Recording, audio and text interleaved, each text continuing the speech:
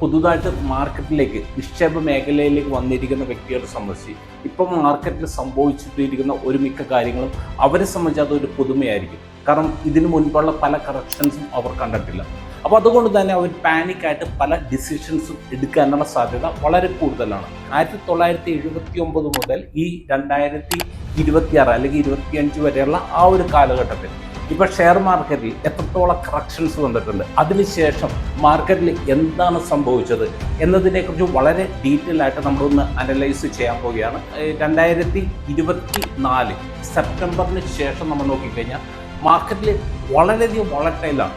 അതായത് ട്രംപ് വന്നതിന് ശേഷം അദ്ദേഹം ഓരോ ദിവസം പറയുന്ന ഓരോ കാര്യങ്ങളെ ബേസ് ചെയ്തിട്ട് മാർക്കറ്റ് റിയാക്ട് ചെയ്തുകൊണ്ടിരിക്കുന്നു. ഇതുപോലെ ഓരോ കറക്ഷനിലും കൺസിസ്റ്റൻ്റ് ആയിട്ട് ഇൻവെസ്റ്റ് ചെയ്തുകൊണ്ടിരിക്കുന്ന വ്യക്തികളെ സംബന്ധിച്ച് അവർക്ക് ഈ ഒരു കറക്ഷൻ ടൈമിൽ വലിയ രീതിയിൽ റിട്ടേൺസ് ജനറേറ്റ് ചെയ്യുന്നത് ഞാൻ കണ്ടിട്ടുണ്ട്. അപ്പോൾ അതുകൊണ്ട് തന്നെ ഞാൻ നിങ്ങളോട് സജസ്റ്റ് ചെയ്യുന്നൊരു കാര്യം ഇതാണ്, ഇത് മാർക്കറ്റിൻ്റെ ഒരു ഭാഗമാണ്.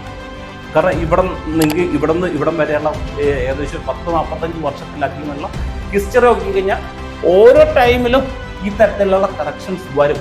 അത് സ്വാഭാവികമായിട്ടുള്ളൊരു കാര്യം.